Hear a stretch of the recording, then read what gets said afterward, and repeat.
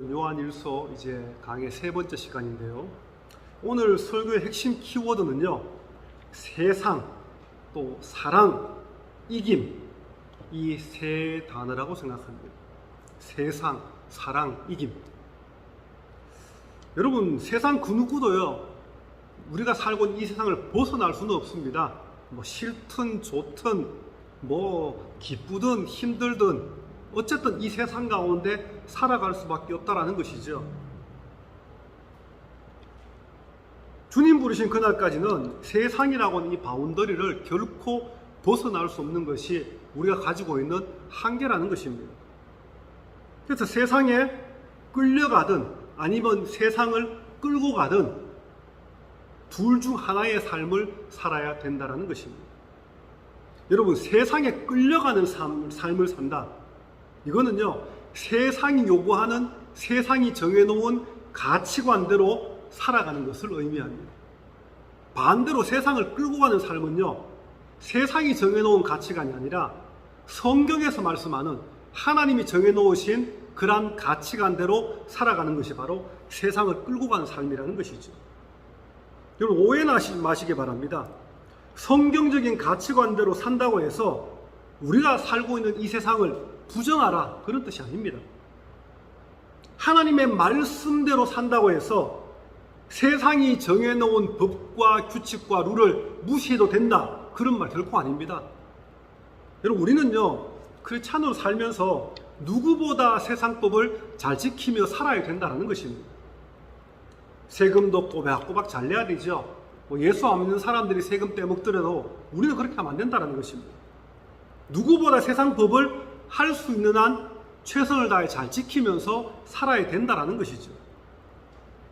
국가가 국민의 평화를 위해서 또 안정을 위해 정해놓은 여러 가지 법들도 우리는 잘 지켜야 됩니다.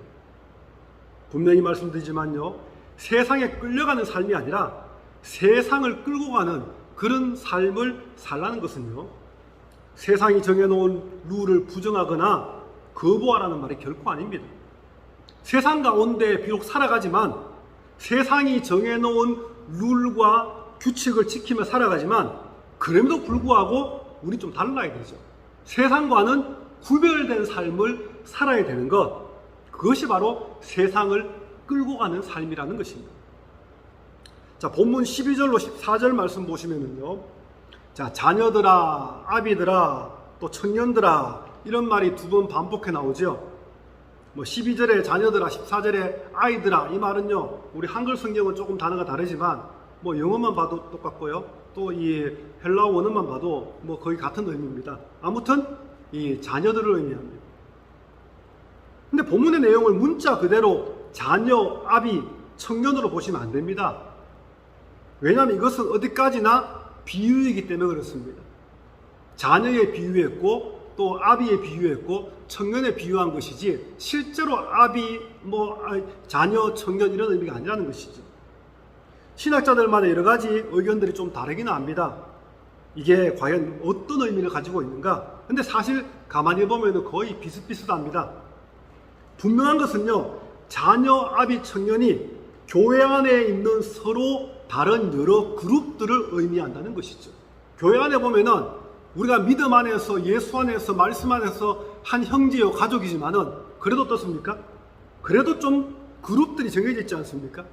내가 친한 사람, 이런 그룹이 아니고요, 좀 그래도 성숙된 믿음의 사람, 좀 이제 성숙을 향해 가는 좀 중간에 있는 그러한 믿음의 레벨에 있는 사람, 또 아직은 성숙하고는 좀 거리가 먼, 겨우 예배 왔다 갔다 하고 이래 교회 한 달이는 또 세상에 한 달이는 교회에 걸치고 있는 그런 어떤 연약한 믿음의 그룹, 그런 그룹들 있지 않습니까?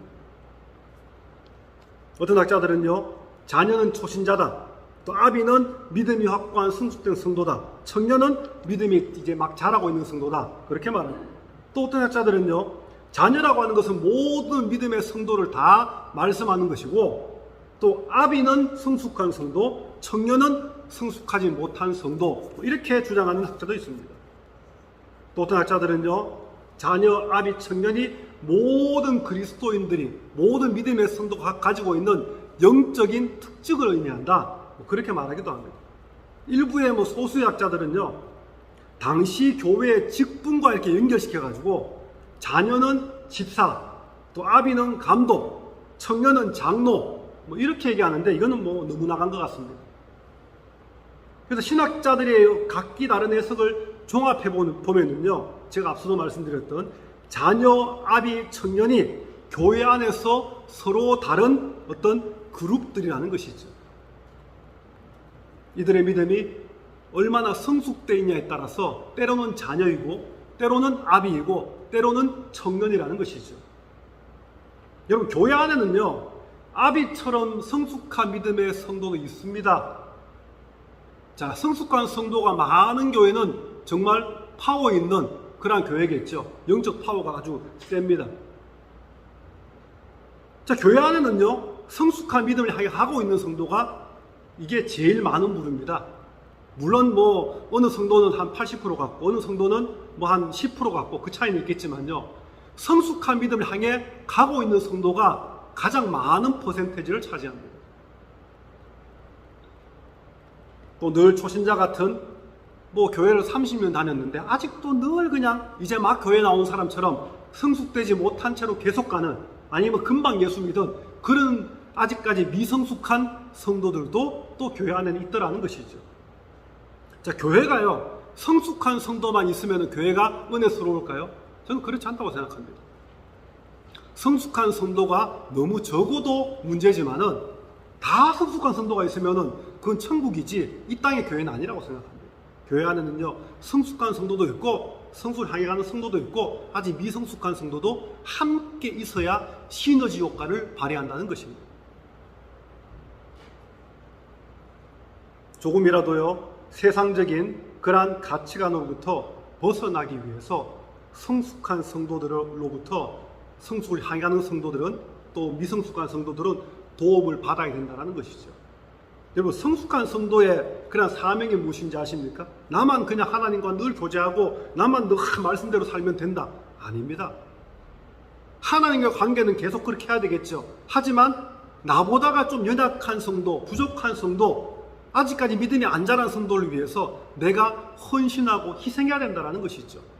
그들에게 롤모델이 되고 연약한 이들을 위해서 기도해야 되고요, 그들을 조금이라도 성숙에 이룰 수 있도록 이끌어가야 될 사명이 있습니다. 성숙을 향해 가는 성도들은 중간에 있지 않습니까?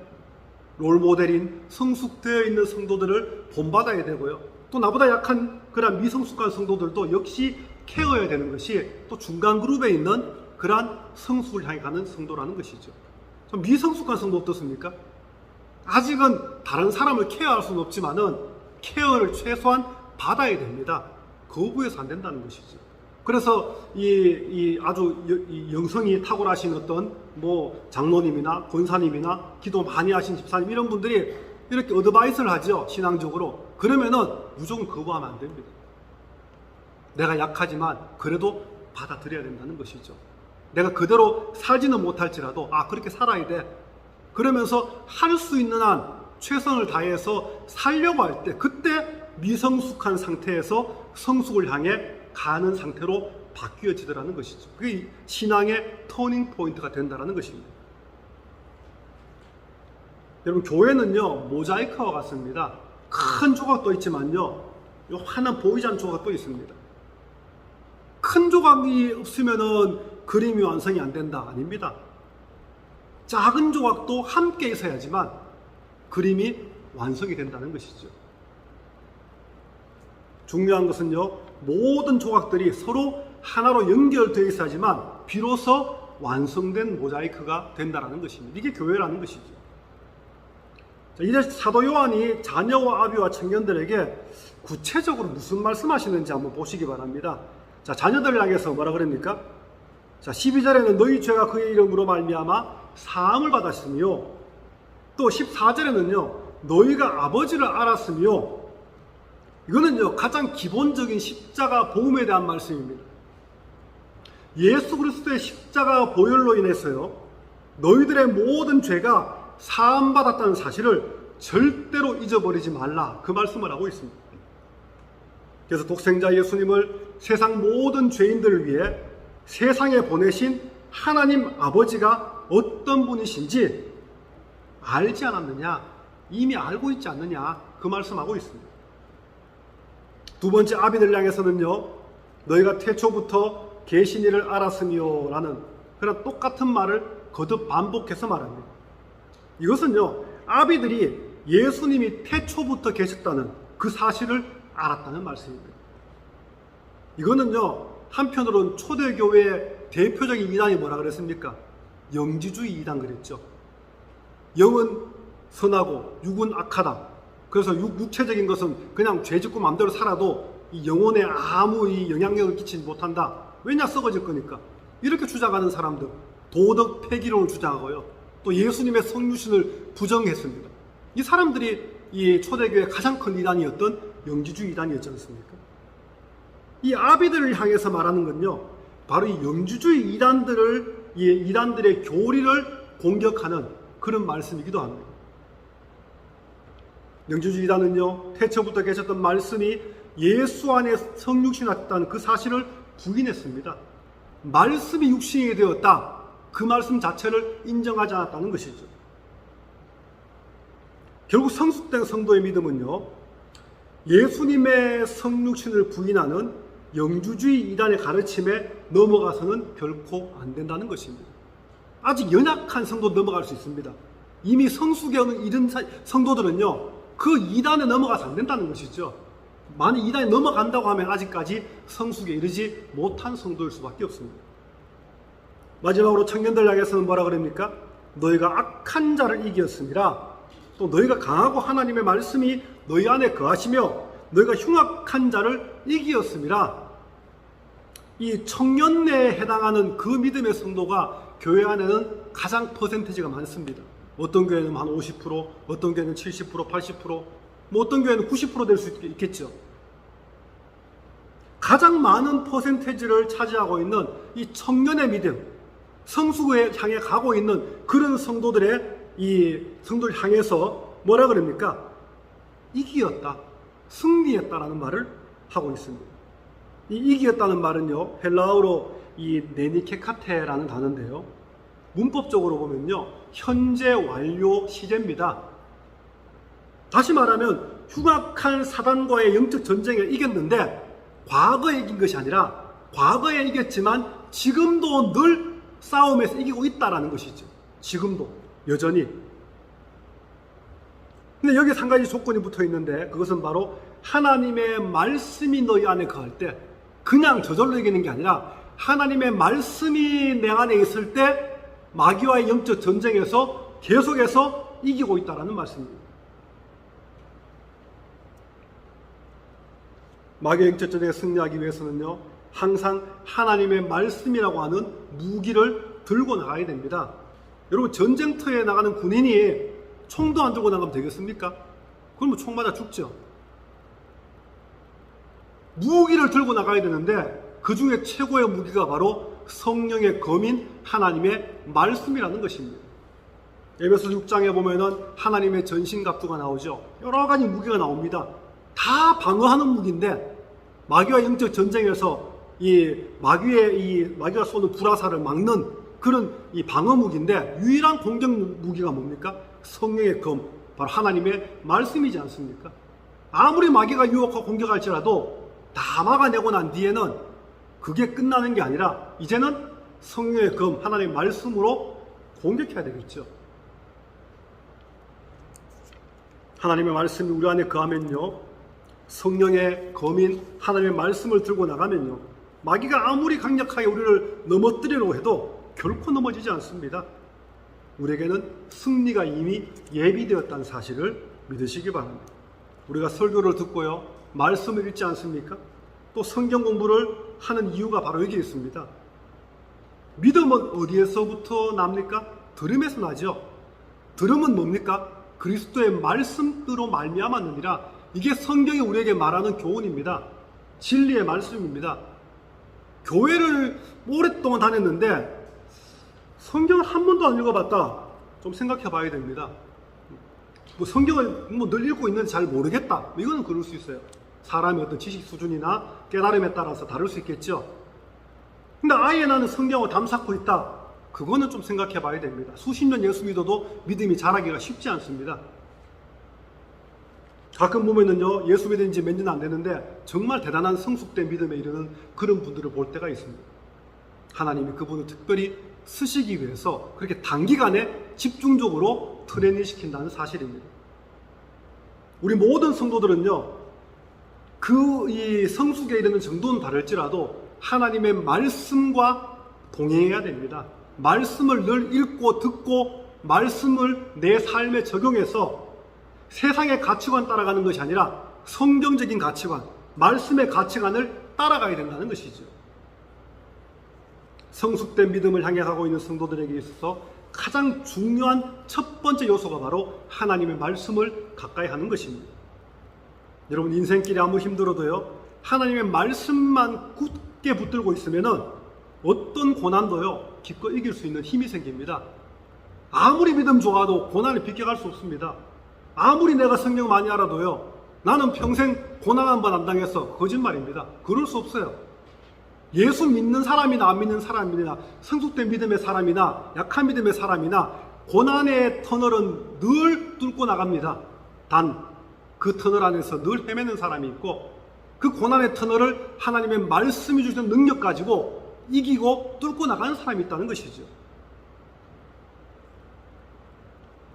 성숙한 믿음에 이르기 위해서는요, 수많은 마귀의 영적 공격을 막아내야 됩니다.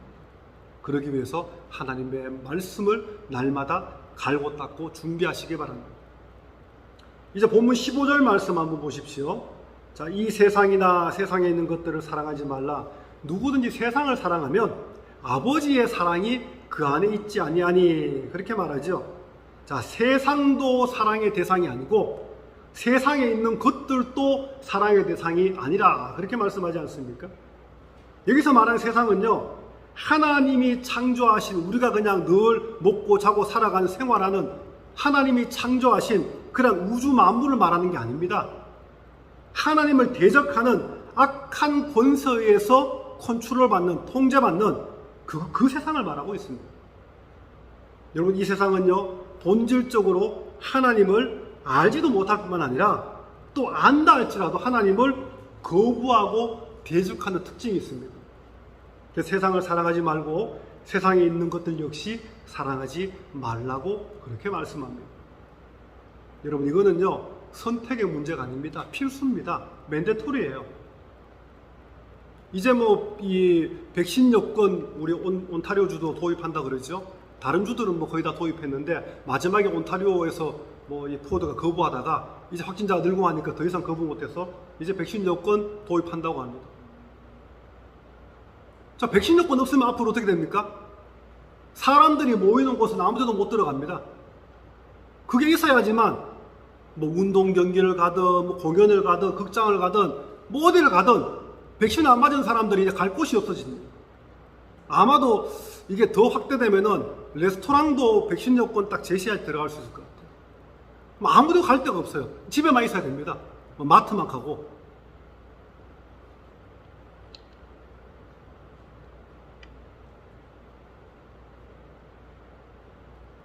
이건 선택의 문제가 아니라 맨데토리의 문제라는 것이죠. 세상을 사랑하지 않는 것, 세상에 있는 것들을 사랑해서는 안 되는 것은 이거는 해도 되고 안 해도 되는 게 아니라 무조건 안 해야 된다는 것입니다. 믿음의 사람이라면. 왜냐하면 세상을 사랑하는 것 그 자체가 근본적으로 악한 것이기 때문에 그렇습니다. 세상을 사랑한다는 것은요, 하나님께 컨트롤을 받는 그런 삶을 사는 게 아니라 세상 권세를 쥐고 있는 마귀에게 컨트롤을 받는 그런 삶을 사는 것이기 때문에 그렇습니다. 그래서 누구든지 세상을 사랑하면 아버지의 사랑이 그 안에 있지 아니하다. 그렇게 이 사도 요한은 말하고 있습니다. 우리가 예수 믿는 성도라고 하면요, 마귀의 다스림과 하나님의 다스림을 동시에 받을 수는 결코 없습니다. 오늘은 마귀의 다스림 받고 내일은 하나님 다스림 받고 그럴 수 없다는 것이죠. 또 이 세상도 사랑하고 또 동시에 하나님도 사랑하고 그럴 수 없다는 것이죠. 성숙된 신앙생활을 한다는 것은요, 하나님의 다스림 속으로 쑥 들어가는 것을 의미합니다. 내가 완벽해서 믿음이 탁월해서가 아니라 약하고 부족하지만 이 결단이에요. 하나님의 다스림 속으로 들어갑니다. 물론 들어가서 넘어지고 쓰러지고 깨지고 부서지기도 하겠죠. 하지만 중요한 것은 하나님의 다스림 속으로 내 삶의 이 결단을 가지고 들어가야 된다는 것이죠. 계속해서 보면 16절 말씀 보시면은요, 세상에 있는 대표적인 것 세 가지를 말씀하고 있지 않습니까? 육신의 정욕과 안목의 정욕과 이생의 자랑이다. 이 세 가지는요, 어디서부터 온 거라 그랬습니까? 아버지께로부터 온 게 아니라 그랬습니다. 어디로부터 왔습니까? 세상으로부터 왔다는 것이죠. 여러분, 육신의 정욕과 안목의 정욕과 이생의 자랑은요, 다 세상으로부터 온 것이기 때문에 사랑해서는 안 될 것들이라는 것입니다. 물론 우리가 세상을 떠나서 할 수 없다 그랬습니다. 하지만 그렇다고 해서 세상을 사랑해서는 안 된다는 것입니다. 왜냐하면 우리는요, 하나님을 믿는 믿음의 사람이기 때문에 그렇습니다. 세상과 하나님은요, 결코 공존할 수가 없습니다. 세상의 이 가르침과 가치관과 하나님의 가르침과 가치관을 동시에 다 같이 할 수 없다는 것이죠. 자, 그렇다면 육신의 정욕은 구체적으로 무엇을 말하는가? 육신이란 단어는요, 이 원어의 사르코스라는 단어인데요, 일반적으로 어떤 이 가장 기본적인 의미는 사람의 어떤 신체, 육체, 이걸 의미합니다. 그런데 오늘 본문에서는 그보다 좀 더 이 깊은 의미가 있습니다. 영적인 것과 반대 의미인 어떤 악한 욕망의 뿌리, 악한 욕망의 어떤 근원, 이걸 의미하고 있습니다. 단순한 육체가 아니라 죄를 지으려고 하는 그 뿌리를 바로 육체라, 그렇게 표현합니다. 다시 말하면 이것은요, 타락한 인간의 본성을 의미하죠. 그래서 하나님을 대적하고 자기 만족을 추구하는 인생을 살아가는 것, 이게 바로 육신이 의미하는 그런 단어라는 것이죠. 한마디로 하나님은 안중에도 없고 그저 내 하고 싶은 대로 I don't care 하면서 그렇게 살아가는 삶이 바로 육신의 정욕을 따라가는 삶이라는 것입니다. 자, 두 번째 안목의 정욕은요, 눈으로 보는 것을 통해 어떤 유혹을 일으키는 어떤 성적인 욕망, 이것만이 얘기하는 게 아니라 이걸 포함하면서 좀 더 넓은 의미로 모든 어떤 세상의 것들을 어떤 이 탐욕의 마음으로 바라보는 것, 그것을 바로 이 안목의 정욕이다, 그렇게 말할 수 있습니다. 한마디로 말하면 눈으로 볼 때 좋아 보이는 것을 그것 때문에 짓는 모든 죄악들을 의미합니다. 내가 보니까 너무 좋아 보이더라. 근데 그때 하나의 이 필터가 필요합니다. 하나님의 말씀이라는 필터, 하나님의 어떤 섭리와 뜻이라는 필터, 그 필터를 통과해 봤을 때 좋아 보여야지 그게 진짜 좋은 것이지, 그 필터를 건너뛰어 가지고 그냥 내 눈으로 바라볼 때, 세상 가치관으로 바라볼 때 좋아 보인다, 그럼 막 그냥 하면 안 된다는 것이죠. 마지막 세 번째는 이생의 자랑이다, 그렇게 말합니다. 자신이 가지고 있는 어떤 물질이나 세상 권세를 포함해서 세상에서 자랑거리가 될 만한 것들을 있는 그대로가 아니라 포장합니다. 뻥튀기 합니다. 그래서 허세를 부리기도 하고 자랑하기도 하는 그런 것을 의미합니다. 보통 보면은 뭐 이렇게 뭐 정치인들 아니면은 뭐 이렇게 좀 뭐 회사를 운영하는데 실제 회사 어떤 규모나 뭐 이렇게 가치보다는 뻥튀기 해가지고 내가 대단한 사람이야, 그런 사람 있지 않습니까? 내가 조금 많이 가졌다고 해서, 내가 조금 능력이 있다고 해서, 내가 조금 똑똑하다고 해서, 내가 조금 다른 사람보다 잘하는 게 있다고 해서 그것을 과장하고 허세를 부리거나 자랑하는 것은 결국 세상을 살아가는 것임을 잊지 말라는 것입니다. 이게 바로 이생의 자랑이라는 이 의미라는 것이죠. 여러분, 세상의 것들은요, 아무리 멋지고 화려하고 자랑할 만한 거리가 있다 할지라도 결국에는 금방 사라져버릴 싱그러워 같은 겁니다. 하나님이 정하신 때가 되면요, 결국에는 그냥 풍랑 한번 쳐버리면은 아무리 아름답게 조각을 해도 그 조각이 재료가 모래라면은 그저 허물어져 버리는 것이죠. 세상의 것들은 아무리 좋아 보여도 그 재료는 결국에는 모래라는 것이죠. 하나님 한번 바람 불어버리면, 하나님 한번 파도 쳐버리면은 그냥 없어져 버릴 모래의 성과 같은 것이 세상의 자랑입니다. 오늘 보면 마지막 절에 뭐라고 말씀합니까? 우리 마지막 절 한번 12절 다 같이 읽어봅시다. 시작. 이 세상도 그 정욕도 지나가되 오직 하나님의 뜻을 행하는 자는 영원히 거하느니라. 자, 세상 것들은요, 결국 때가 되면은 다 지나가 버리는 바람 같은 것이라 그 말씀을 합니다. 지나가는 바람 그거 잡으려고 쫓아가봤자 소용없지 않습니까? 그 바람이 조금 따뜻하다고, 그 바람이 좀 시원하다고 그냥 잡으려고 발버둥 쳐봤자 결국에는 헛수고라는 것이죠. 세상을 사랑하는 삶의 특징이 바로 그러한 것입니다. 이만큼 가졌으면 만족하면 될 텐데 생각보다 많은 사람들이 좀 더 가지려고 이만한 회사 뭐 이렇게 이루었으면은 야, 그만하면 참 만족할 텐데 좀 더 크게 캐나다에서 최고의 회사다 그러면 이제 끝이 아니죠. 전 세계에서 1등이 되려고 그렇게 갖은 이 노력을 합니다. 그 노력이 정말 정당한 방법으로 그렇게 아주 깨끗한 방법으로 하면 그래도 괜찮을 텐데 온갖 불법이나 이상한 방법을 동원해서라도 어떻게든 최고가 되려고 하는 것. 이게 바로 세상이 우리에게 가르쳐주는 가치관이라는 것이죠. 어떤 방법을 통해서든 네가 이기면 된다. 이게 세상의 가치관입니다. 근데 우리는 그렇게 살아면 안 된다는 것이죠. 비록 패배할지라도 세상에서 무릎 꿇는다 할지라도 그런 방법이 아니라 하나님의 방법대로 살아야 되는 것이 그게 바로 우리가 걸어가야 될 성경적인 가치관을 가지고 가야 될 삶의 태도라는 것입니다. 가끔 보면은 정말 믿음이 탁월하신 분들 있죠. 근데 세상에서 늘 그냥 지지리궁상으로 살고 늘 그냥 패배자처럼 루저처럼 살아갑니다. 저 사람은 그렇게 하나님 찾고 성경 보고 기도하는데 왜 저렇게 비참한 삶을 살까? 우리는 그렇게 말할 수 없습니다. 우리의 눈으로 바라볼 때는 비참할지 모르지만 하나님이 바라볼 때는 누구보다도 위대하고 대단한 믿음의 삶입니다. 겉으로 보이는 것으로 우리가 함부로 판단해서 안 된다는 것입니다. 제가 오늘 아침에 이찬수 목사님 설교를 잠깐 좀 들었었는데요. 근데 이찬수 목사님 그러시더라고요.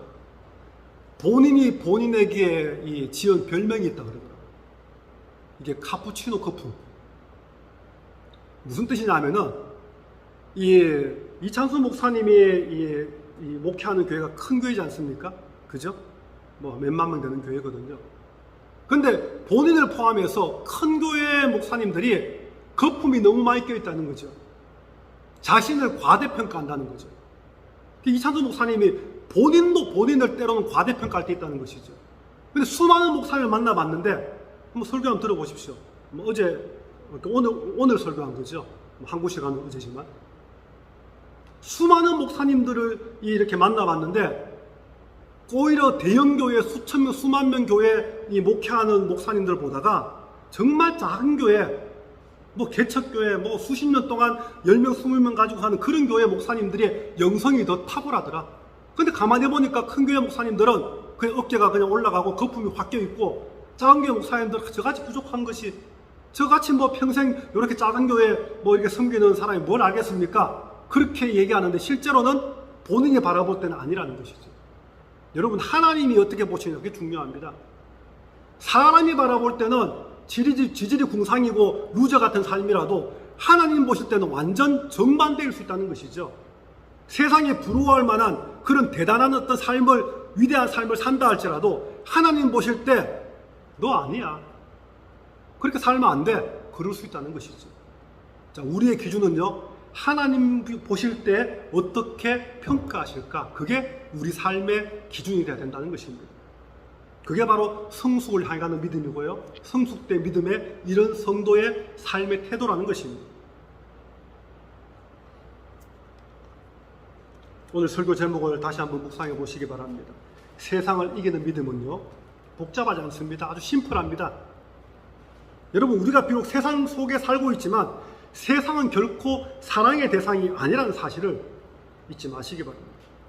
우리가 사랑해야 될 대상은요 오직 하나님밖에 없다는 사실, 여러분 이거 절대 잊어버리지 마시기 바랍니다. 세상은 우리를 성숙한 믿음에 이르게 하기 위한 신앙 훈련소입니다. 세상은요 우리가 거룩한 빛을 비춤으로써 어둠을 몰아내야 될 영적 전쟁터가 바로 세상입니다. 또 세상은요 우리가 죄악으로부터 건져내야 될 수많은 영혼들이 있는 영혼의 황금어장이 바로 세상입니다. 그래서 우리는 날마다 내 믿음이 세상이 아닌 하나님께로 향하고 있는지 날마다 체크해야 됩니다. 나는 지금 어디로 가고 있는지 그거 체크업 안 하면 안 된다는 것이죠. 나는 잘 되고 있는 것 같은데 가만히 말씀에 비추어 체크해 보니까 아닌 거예요. 그러면은 돌이켜야 된다는 것이죠. 그게 회개지 않습니까? 회개라는 것이 기도할 때 주여 제가 이런 죄를 지었으면 용서해, 그게 회개가 아니에요. 그거는 말로 하는 회개고, 진짜 회개는요 내 삶의 방향을 돌리는 겁니다. 세상을 향해 가는 방향을 하나님의 방향으로, 말씀의 방향으로 돌리는 것, 그게 회개입니다. 그거 안 이루어지고 아무리 그냥 말로 기도해봤자 그거는 진짜 회개가 아니라는 것이죠. 여러분, 성숙된 믿음은요 결코 하루아침에 이루어지지 않습니다. 세상을 이기는 믿음 또한 오랜 기간 영적 전투를 통해서 그 전투에서 승리해야지만 마침내 세상을 이기는 믿음에 이르게 된다는 사실입니다. 이제 오늘 말씀을 정리합니다. 오늘 주신 말씀을 통해서 저와 여러분들의 영적 상태를 다시 한번 말씀에 비추어서 점검하시기 바랍니다. 나는 과연 얼마나 하나님의 말씀과 가까이 하고 있느냐? 옛날에가 아니라 지금입니다. 세상이 아닌 하나님을 내가 얼마나 사랑하고 있느냐? 다시 한번 내 믿음의 삶을 돌아봐야 됩니다. 세상을 이기는 믿음의 삶을 살기 위해서 한 번 더 무릎 꿇으시기 바랍니다. 1분이라도 더 하나님의 말씀을 보고 듣고 배우시기 바랍니다. 한 영혼이라도 내가 더 하나님께로 인도해야 되겠다. 죄악 세상으로부터 건져내야 되겠다. 우린 전도자의 삶을 살아야 된다는 것입니다. 위드 코로나 시대를 살면서요 신앙생활하기 참 어렵고 힘듭니다. 그전에도 힘들었지만은 지금 더 힘들지 않습니까? 하지만 그럼에도 불구하고 세상을 이기는 그런 믿음으로 살아가는 저와 여러분 되시기를 주님의 이름으로 축원합니다.